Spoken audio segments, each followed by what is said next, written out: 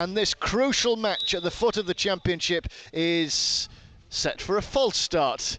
Hopefully that's not a sign of things to come, as the referee then does get things moving as the ball is tossed long, dealt with by Van Aken in the left back area. Just to tell you, half-time at the Keepmoat Stadium, no score between Doncaster Rovers and Swindon. Extended coverage of that at half-time in our respective matches. So both these two then desperate for a win, low on confidence, and essentially, Brian Laws, and you know, obviously you have very much affections for both clubs. And the reality is, when you're not with us, you're probably watching Nottingham Forest. Goal scoring is a massive problem. It is for both teams. Yeah, you're right. I've been watching both of them, intensely over the last few months, and they're both finding it really difficult to get a goal. To manufacture something, which is unheard of, really. And both teams are suffering for the same reasons Against this season. So here Forest have possession with into Amiobi, who drifts and twists and turns away from reach a little too easily, and then rolls it out to Christie, who turned at the touchline. He will wriggle away from reach, go back to back now forward to Amiobi, who's blocked by reach, and the ball goes out of play for a throw-in. Preston are leading at Oakwell by a goal to nil. Maguire on the score sheet. So Nottingham Forest, they've failed to win in their last 7 games, losing on 6 of those occasions. The ball is teased towards Ribeiro, and he's found the bottom corner. Yuri Ribeiro scores his first ever goal for Nottingham Forest. It was an arrow drive that cut a dash straight through the 18-yard box and past Joe Wildsmith, and it's a terrible, horrible start for Sheffield Wednesday. Less than 4 minutes gone. It's Nottingham Forest 1, Sheffield Wednesday 0. Well, I have to say, from Wednesday's point of view, that was a real disappointing goal. The fact that Forest had a lot of time on the ball in space. The fact it was it was a lovely square pass across the 18-yard box, but Adebayo was covering too much across. The 3 centre-halves were too close together. In charge at Nottingham Forest, not enjoying a successful start to his time here. Similarly, Tony Pulis too as well at Sheffield Wednesday. In comes Adebayo's cross. A high-hanging header from Cyrus Christie's picked up here by Adam Reach. In it goes, up goes the head of Lees, and the downward header trickles wide of Bryce Samber's left-hand post. Yeah, and that's just what, great bowling by Reach, but Lees, he's got up and he's got above the centre half in Worrell. There'll be a few players who are in the squad right now whose days might be numbered.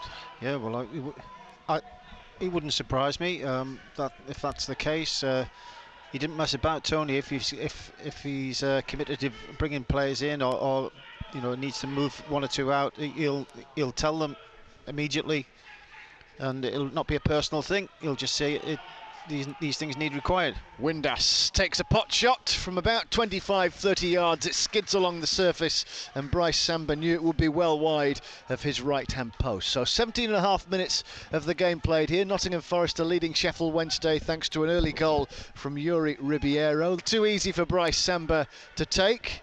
The goalkeeper just grabbed it unchallenged and quickly distributes it up the centre of the pitch. Here's Lyle Taylor.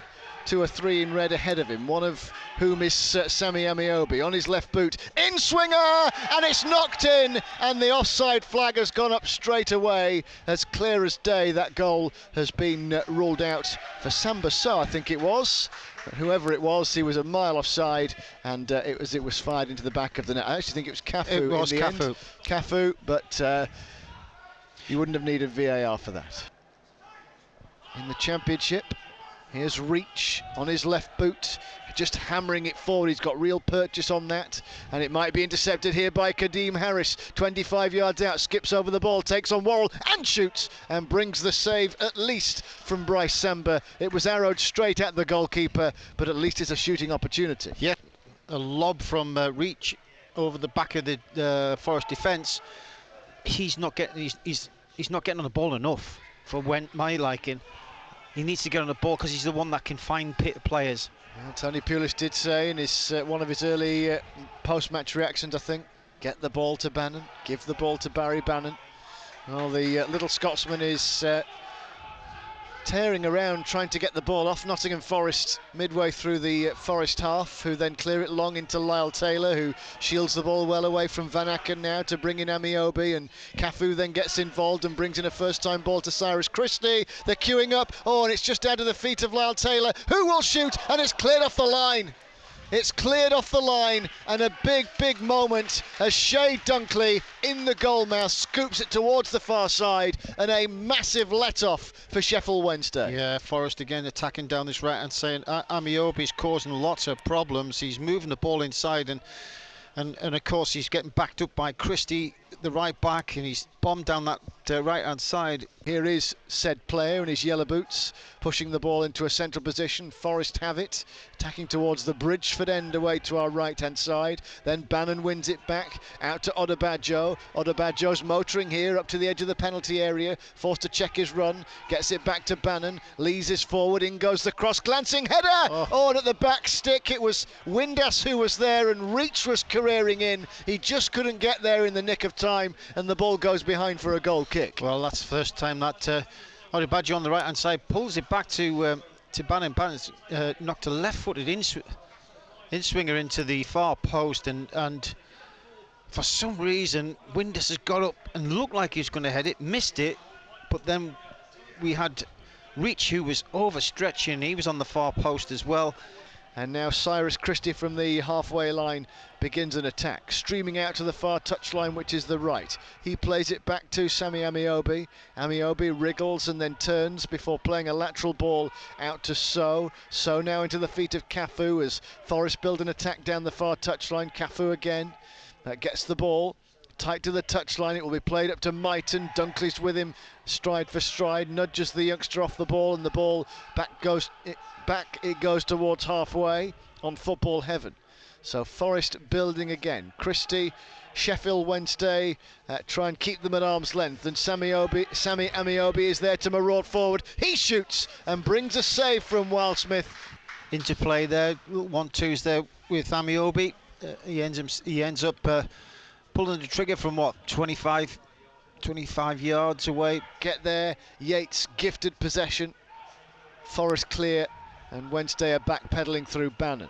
First time ball in field to Wildsmith. I have to say it's not been a game littered with chances. Forest have led since the 4th minute. And Wednesday have had a couple of half chances, but it's been a night of frustration so far. Is there a grandstand finish here for Sheffield Wednesday, and Graben nicks it back and buries it, and with that seals the points for Nottingham Forest. Sheffield Wednesday haven't really been able to muster anything in attack much, so it's another drab night in that respect, and Nottingham Forest, who like Wednesday couldn't buy a win, now have what seems like a comfortable 2-0 lead with 3.5 minutes of normal time to go. It was Tom Lees who was knocked off the ball. He stayed down, and it's Nottingham Forest 2, Sheffield Wednesday 0. Well, it's a real shabby goal, really, when you look at it. There's Lees coming across on the 18-yard box. He looked to try and clear it. So Lees digs the ball out as the clock ticks on here. And look, Tony Pulis presumably can't wait to get to January, but there are an awful lot of points to be contested between now and then, and certainly by the end of it. As the referee does indeed call full time.